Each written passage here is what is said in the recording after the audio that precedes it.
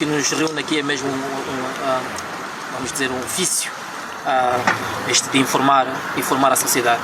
Portanto, permita-me colocar aqui a primeira questão. Eu gostava que elaborasse um pouco à volta do processo, em que estágio está o processo. Portanto, Ana Malala, qual é o seu pensamento? Acha que o seu projeto político, quando partido, vai lograr sucesso? Aquilo que puder falar nesta vertente, eu agradecia, porque também sabemos que há certos entraves do ponto de vista processual que não podem ser aqui comentados. Por favor, tenha vontade. Ok, muito obrigado, Clemente, pela oportunidade também de dizer que aprecio bastante o teu trabalho e também sou muito solidário com as tuas lutas. Sei que não são poucas, tens passado por vales, por serpentes, por escorpiões, e Deus está contigo te protegendo. Então sou muito solidário com a tua luta, que é uma luta muito nobre. Em relação a esta questão do partido Ana Malala, neste momento nós fomos notificados, essa notificação tornou-se pública e toda a gente viu quais são os pontos que em concreto o Ministério da Justiça digamos, nos impele a fazer estas ratificações. Há muitos detalhes de ordem técnico-jurídico, para dizer a verdade, que podiam levar um debate interminável, mas em termos concretos, em termos práticos, nós submetemos, digamos assim, um ofício que responde às solicitações feitas pelo Ministério da Justiça e muito proximamente nós vamos aparecer em público, creio eu, sou uma pessoa de muita fé, creio eu que vamos aparecer em público a responder o grande anseio que as pessoas têm, porque as pessoas querem uma instituição política onde podem gravitar todas as suas ideias, posições e continuarmos essa luta pela liberdade de expressão, pela democracia, essa luta contínua pelos mais desfavorecidos, aquilo que eu acabei sendo cognominado ao longo do tempo, sermos a voz dos que não têm voz. Se isto fosse uma manchete de jornal impresso, eu podia escrever que Venâncio Mondlane está otimista quanto à aprovação do partido Ana Malala. Sim, pode ser. Estou extremamente otimista porque eu já passei por situações das mais variáveis. Não é como dizia o apóstolo Paulo, dizer que estou experimentado para tudo. Eu estou experimentado para viver uma vida regalada, uma vida folgada, mas também estou experimentado para viver uma vida difícil, nos pedregulhos de perseguição, nas situações mais adversas. Então estou experimentado para tudo. Então já não me abalo muito com esse tipo de situação. A única coisa que eu agradeço todos os dias é Deus me manter com vida, de me manter o meu vigor intelectual, psicológico, físico e nunca perder os valores e princípios que sempre nortearam a minha luta. Então essa para mim é a maior gratidão que eu tenho da minha vida. O resto, as emboscadas, as armadilhas, as perseguições, os atentados, tudo isto é um pacote que eu considero que é a cruz que eu próprio aceitei e decidi carregar. Portanto, eu não posso reclamar disso. É algo expectável. Eu já esperava que não seria um processo fácil. Aliás, se o processo fosse fácil também não interessava, não é? Portanto, nessa vida eu sou daqueles que digo que fui predestinado para poder passar pelas coisas mais difíceis para provar de fato, quando tudo estiver ultrapassado, que não foi a minha sabedoria, que não foi a minha inteligência, que não foi a minha capacidade. Foi algo superior à capacidade humana que esteve sempre me conduzindo. Então, se o processo for fácil, eu vou dizer que o Clemente é inteligente. Eu vou dizer que o Clemente é esperto. O Clemente é mau. Nessa expressão que os jovens usam hoje. Mas no fundo, para mim, o Senhor Jesus Cristo é que é verdadeiramente mau na minha vida. Amém. Portanto, toda a honra, toda a glória que tenho recebido atribui ao Senhor Jesus. Mas nada. Eu sou produto disso. Okay. E, é assim, eu hoje não queria estar aqui a pregar, mas eu queria dizer uma coisa. Há várias formas de milagres. E às vezes as pessoas falam de muitos milagres. Um dos milagres que as pessoas gostam muito de falar é o milagre financeiro. né? Quando você tem o teu bolso cheio de dinheiro, tem a sua conta bancária cheia de dinheiro, tem uma boa casa, tem um bom carro, não sei o quê, e a pessoa diz, eu sou muito abençoado, porque materialmente, financeiramente, tenho poder, eu estou muito bem realizado. Mas uma coisa curiosa, para mim, o maior milagre que já aconteceu na minha vida é a minha conversão a Cristo. Esse milagre para mim foi o maior de todos. E não só uma conversão por carregar uma Bíblia, pôr na axila e ir à igreja, mas a minha conversão do meu interior, do meu íntimo. Quer dizer, este encontro com Deus, sentires a presença de Deus todos os dias na tua vida. Olha, para mim é o maior milagre de todos eles. Posso ter o bolso vazio, posso não ter dinheiro na conta bancária, posso não ter carro, posso estar a passar das dificuldades materiais, das mais, digamos assim, humilhantes. Mas se eu sentir que a presença de Deus é comigo, isso para mim acaba compensando tudo, dá uma dimensão de realização jamais vista. Mas para as pessoas perceberem isto, que não estou aqui só a mandar papos, tu precisas ter uma experiência privada com Deus. Então, enquanto a pessoa não experimentar isto na vida, a pessoa vai pensar sempre que é um papo de ocasião, de conveniência. Enquanto ninguém estiver numa situação do Clemente, do que é você estar na situação de a fonte que dá pão para alimentar a criança em casa, de pagar a luz, de pagar a água, de pagar a renda de casa, de pagar os estudos, de pagar o hospital. Quando tu tens uma criança que fica doente à noite e tu chegares no hospital não teres uma nota para pagar a consulta, enquanto a pessoa não estiver numa situação dessas na vida, quando o Clemente diz que eu larguei, o que larguei é nome dos meus valores, vão dizer que o Clemente só está aqui a mandar papo. Mas tu tens que estar nessa situação, perceber, passar por isso, sentir na pele o que é realmente você estar zerado.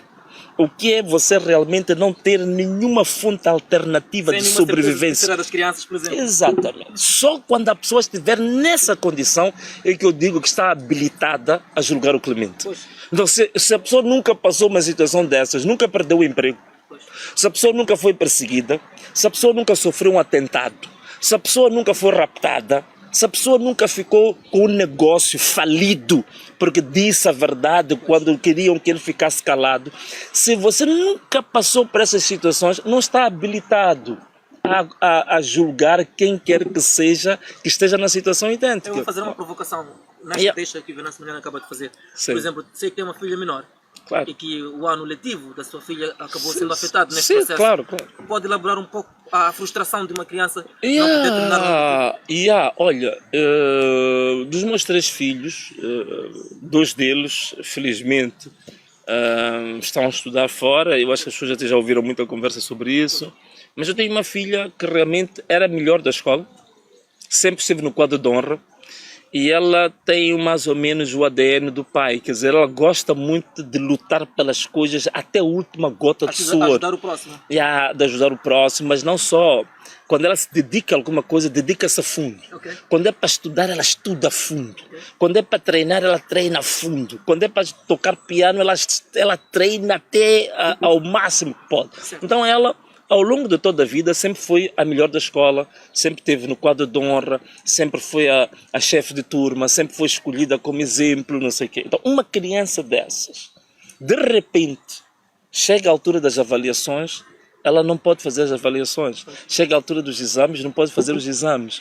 Chega à altura das comemorações da escola, onde se distribuem os diplomas, ela só está a ver pela internet, escondida, com o pai, a andar pelo mundo todo, atravessando fronteiras com medo, e ouvir que o pai foi atentado ontem, o pai escapou ontem, voltou para casa, não se sabe como. É uma coisa tremenda, é uma coisa tremenda. Claro, quando a gente vê um público, eu não venho aqui de lágrimas, a chorar e rebolar perante as pessoas, mas você não imagina a dor de um pai saber que a filha perdeu o ano, a filha não pode estar com os amigos, onde ela sempre se destacou pelo empenho, pelo esforço que fazia, pela entrega que fazia, pelos projetos que ela tinha. Ela gosta muito de artesanato, ela faz muitas peças artísticas. Tudo isto, tu bloqueares numa criança por causa de um projeto nacional. por causa de um projeto político-social de defender pessoas pobres, de pessoas vulneráveis. É dramático, é doloroso. Então, é isto, mas graças a Deus, eu quando sentia dor dentro de mim, ia ter com a minha filha, ela assistir os amigos a receberem diplomas, os amigos na escola em comemorações, eu sentia ela triste, eu me aproximava, ela dizia: mami, pai, não se preocupe, eu entendo essa luta, eu vou aguentar, vamos até o fim. Menor que é, conseguia fortalecer o pai. Conseguia fortalecer. A minha filha consegue me fortalecer. Um dos meus filhos também é muito forte, que está fora, também esse fortalecer. A minha esposa é a mais forte da família. A minha esposa é muito mais corajosa do que eu. Essa tem uma coragem ilimitada. A gente tem dito até que a coragem dela transborda, não é? Não se consegue conter em nenhuma garrafa, nenhum... Eu gosto muito desta vertente familiar que o Venâncio que permitiu-me entrar. O Venâncio acaba de relatar como é que a filha se sentiu neste processo e como conseguiu fortalecer o pai. Mas eu pergunto, o pai desta criança não chegou a chorar neste momento de perceber que a filha está longe dos seus pares, está longe daquilo que ela gosta de fazer e está a ver tudo pela internet? Não caiu-lhe uma lágrima no canto do olho? Não.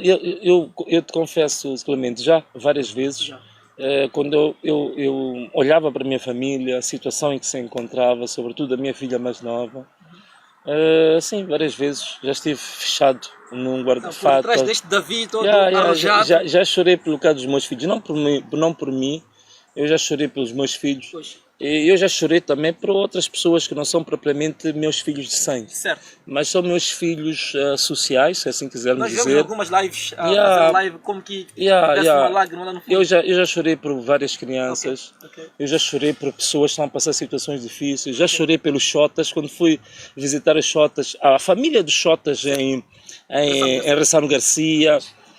Já chorei por vários jovens em situações muito dramáticas, incríveis. É normal, eu já passei por isso. Aliás, eu vou dizer uma coisa: o Salvador, o Messias, que é Jesus Cristo, também já chorou. Certo. Já chorou. Certo. Quando soube que Lázaro estava morto, apesar de ele ter todo o poder sobre a própria morte, ele, quando soube que Lázaro estava morto, ele primeiro chorou. Depois é que ressuscitou a Lázaro. Muito bem, muito obrigado por termos tido esta pequena observação do ponto de vista emocional, do ponto de vista familiar. Eu gostava que saíssemos ligeiramente e entrássemos um pouco para a política. Mas antes de fazer a pergunta que é fazer agora, eu queria pedir para, em 2 minutos, 1 minuto máximo, falar sobre o projeto Sustenta. Vi há dias uma crítica que fez sobre este pacote governamental da administração News, que infelizmente vem sendo rotulado como um fiasco, um total fiasco. Por que, na sua ótica, o Sustenta foi um fiasco? Olha, o Sustenta foi um fiasco por algumas razões que eu vou aqui salientar. Primeiro, em matéria de transparência orçamental. É o projeto menos transparente que se compara às dívidas ocultas. Nós temos um projeto que é um fundo público. Na verdade, o Sustenta faz parte. É um subfundo, de um fundo maior que chama-se Fundo Nacional de Desenvolvimento Sustentável, que temos 8 anos que nunca se apresentou nem sequer um rascunho das contas ou da prestação de contas deste fundo, nem ao Parlamento, nem ao Tribunal Administrativo, nem sequer aos moçambicanos. Eu nunca vi um fundo neste país que ficasse 8 anos sem prestar contas absolutamente nenhumas e a mover muitos milhões de dólares. Este é o primeiro ponto. Segundo ponto, é o que o Sustenta fazia uma promessa de melhorar a vida dos agricultores familiares, chamados PAs, ou os pequenos agricultores. Ao longo desses 8 anos, a vida dos agricultores, do ponto de vista da produtividade agrícola, piorou. E hoje temos muitos dados que comprovam isso. A produtividade não aumentou. E uma das coisas graves que aconteceu, e há notícias sobre isso, é que a maior parte das chamadas sementes melhoradas que o Sustenta entregava aos pequenos agricultores, cerca de 50% delas não tinham chamado poder germinativo. O que isso quer dizer em termos simples? Eram sementes Foncon. eram sementes falsas. Foi uma burla que eles fizeram aos pequenos agricultores. Este é um dos pontos. O outro ponto é que também o Sustenta tinha o chamado a componente da mecanização agrícola, que era a questão dos tratores, a questão dos caminhões, das alfaias, que eram atribuídas aos chamados passes. Passes são os pequenos agricultores comerciais emergentes. Portanto, são mais ou menos agricultores médios. Estes agricultores que receberam estes kits todos, primeiro, 95% deles eram do Partido Frelimo. Portanto, o critério que foi utilizado foi um critério partidário. 90%... Já uma política de exclusão. Sim, já. Isto são dados. Isto são dados que existem, por isso eu fiz uma live e até pus as referências bibliográficas para quem quiser consultar. Eu dou todas as referências para ele encontrar estes estudos. Outra questão também é que a maior parte destas pessoas que receberam estes tratores não aplicaram na atividade agrícola. Portanto, aquilo era um expediente político partidário para... como é que posso dizer, não só acomodação, mas para manter as lealidades partidárias.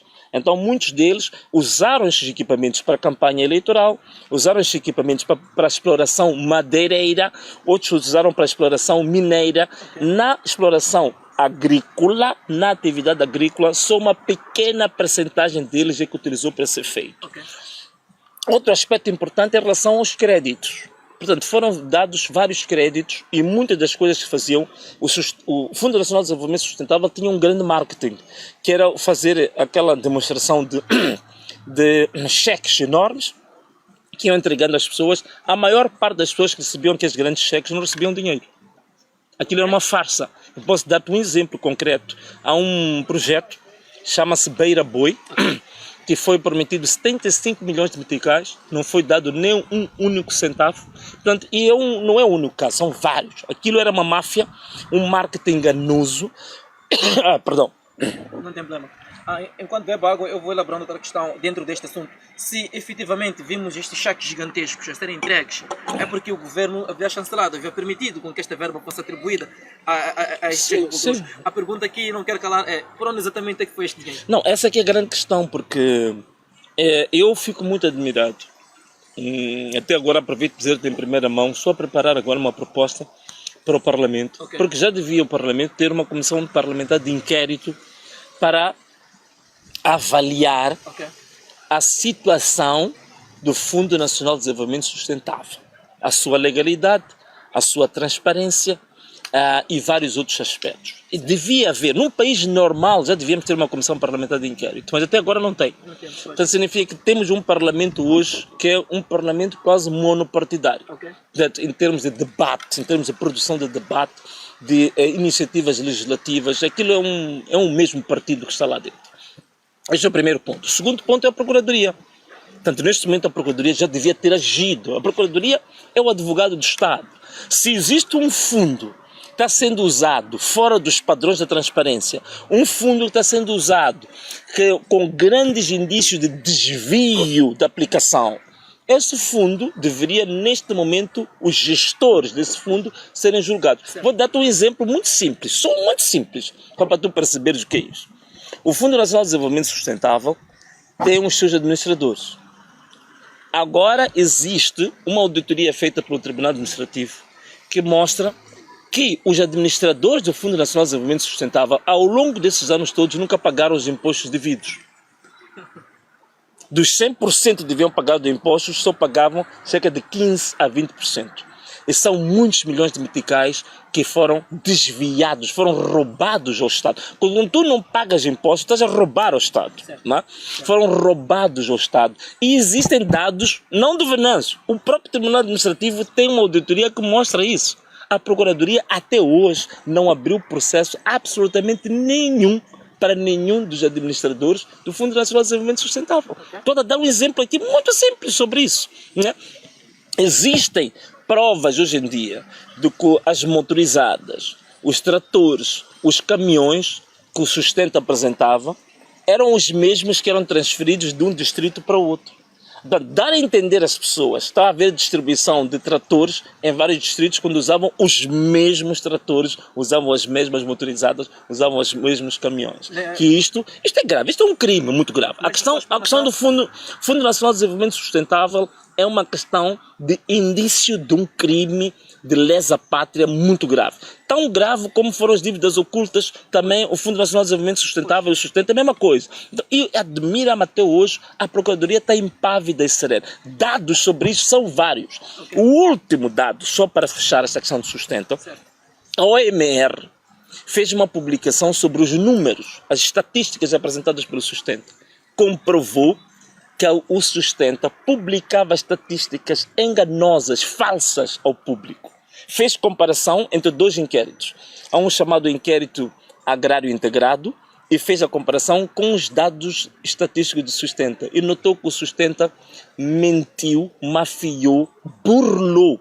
Usou dados de longe, extremamente longe da realidade, falsos, manipulados. Portanto, tem todos os condimentos este projeto, dos seus gestores, desde o ministro até os administradores do Fundo Nacional de Desenvolvimento Sustentável, irem responder na barra da justiça.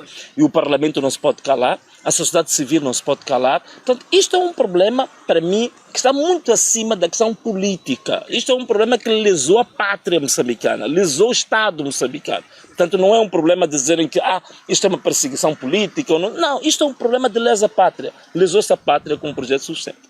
Mas hoje o que nos reúne aqui é mesmo vamos dizer, um ofício de informar a sociedade. Portanto, permita-me colocar aqui a primeira questão. Eu gostava que elaborasse um pouco à volta do processo, em que estágio está o processo. Portanto, Ana Malala, qual é o seu pensamento? Acha que o seu projeto político, quando partido, vai lograr sucesso?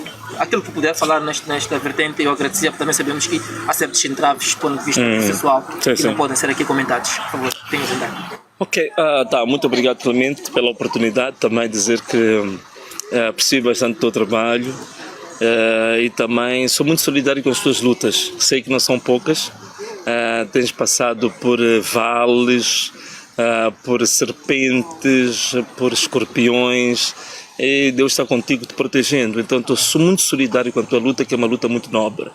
Em relação a esta questão do partido Ana Malala, neste momento nós fomos notificados, essa notificação tornou-se pública e toda a gente viu quais são os pontos que em concreto o Ministério da Justiça digamos, nos impele a fazer estas ratificações.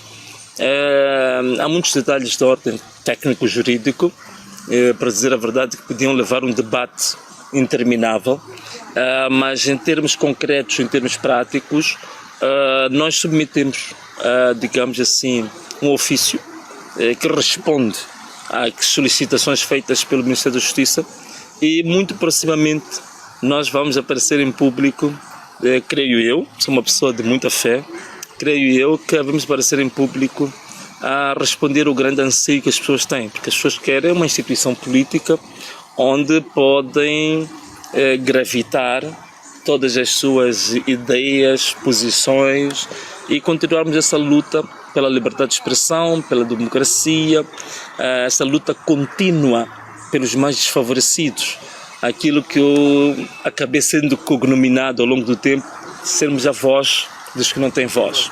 Yeah. Se isto fosse uma manchete de jornal impresso, eu podia escrever que Venâncio Mondlane está otimista quanto à aprovação do partido Ana Malala. Sim, pode ser. Estou extremamente otimista porque eu já passei por situações das mais variáveis. Okay. Não é como dizia o apóstolo Paulo, dizer que estou experimentado para tudo. Eu estou experimentado para viver uma vida regalada, uma vida folgada, mas também estou experimentado para viver uma vida difícil, nos pedregulhos de perseguição, nas situações mais adversas. Então estou experimentado para tudo. Então já não me abalo muito com esse tipo de situação.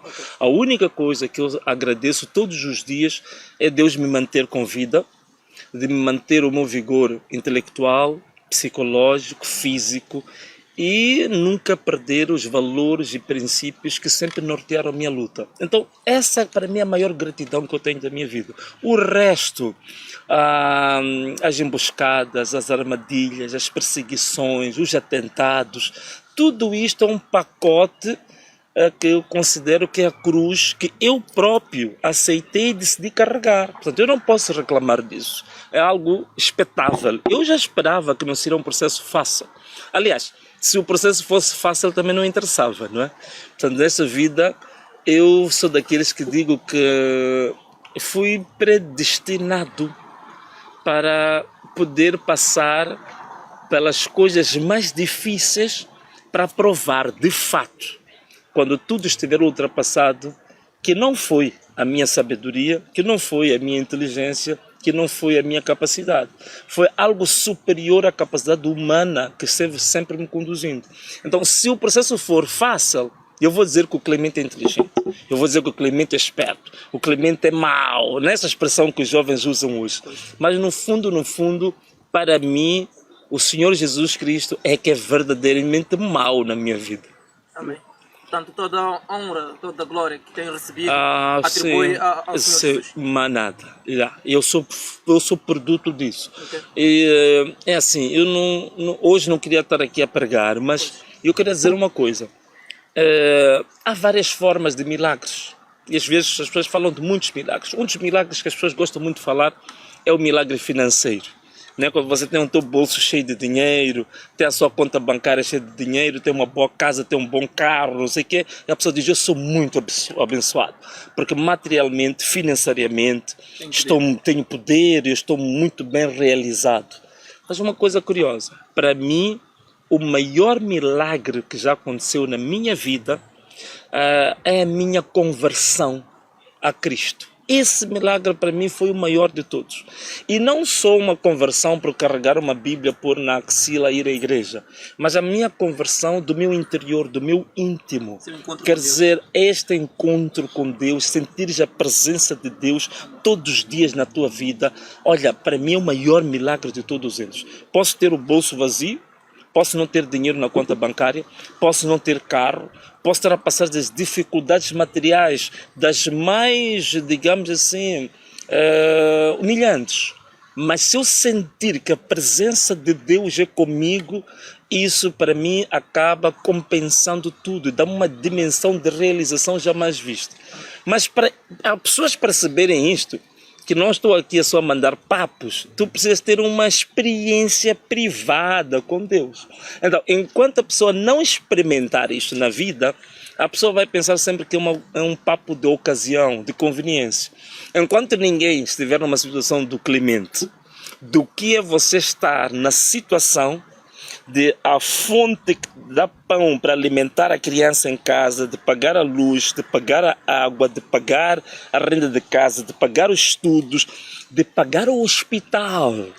Quando tu tens uma criança que fica doente à noite e tu chegares no hospital não teres uma nota para pagar a consulta, enquanto a pessoa não estiver numa situação dessas na vida, quando o Clemente diz que eu larguei, o que larguei é nome dos meus valores, vão dizer que o Clemente só está aqui a mandar papo.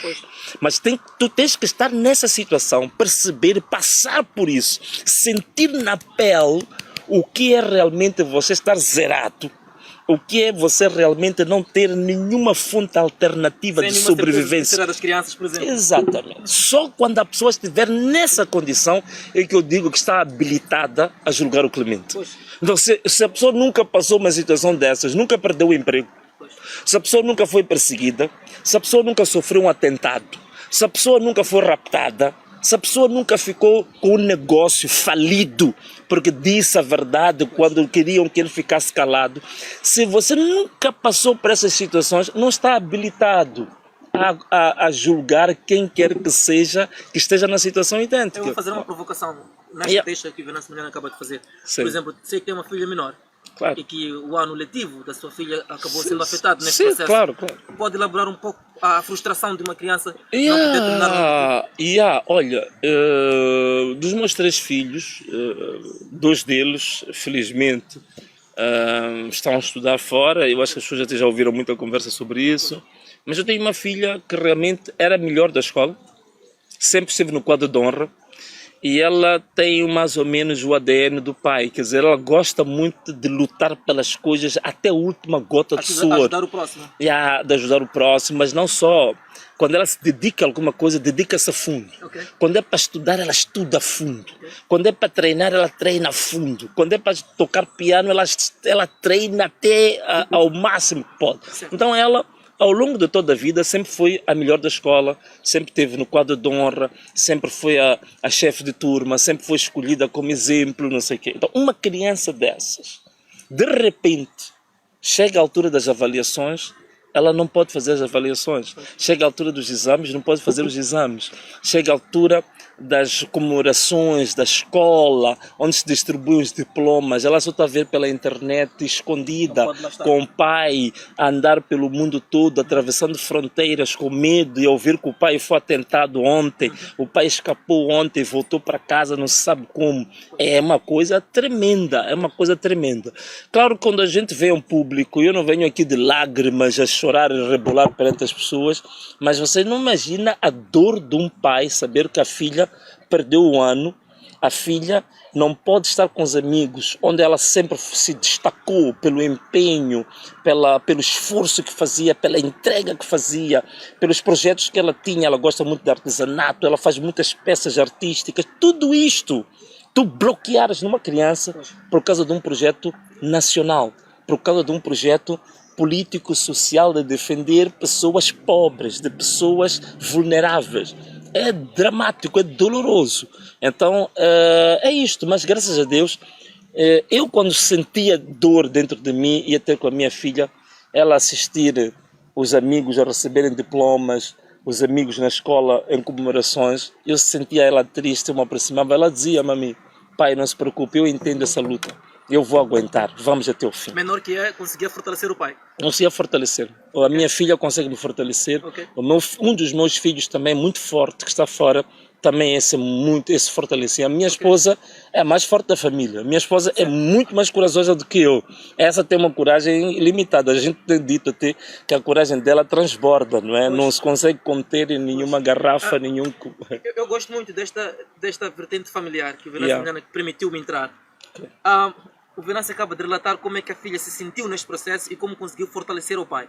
Mas eu pergunto, o pai desta criança não chegou a chorar neste momento de perceber que a filha está longe dos seus pares, está longe daquilo que ela gosta de fazer e está a ver tudo pela internet? Não caiu-lhe uma lágrima no canto do olho?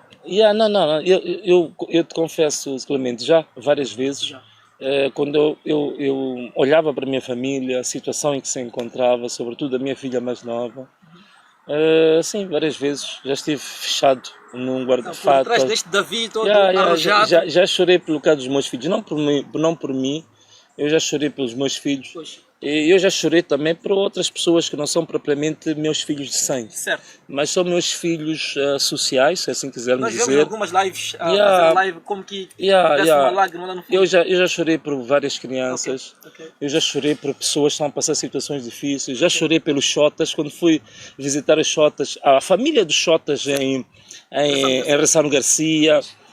Já chorei por vários jovens em situações muito dramáticas, incríveis.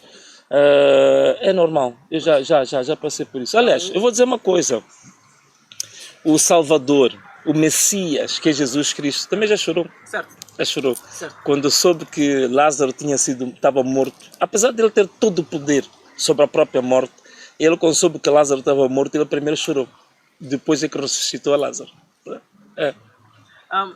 Muito bem, muito obrigado por termos tido esta pequena observação, do ponto de vista emocional, do ponto de vista familiar. Eu gostava que saíssemos ligeiramente e entrássemos um pouco para a política.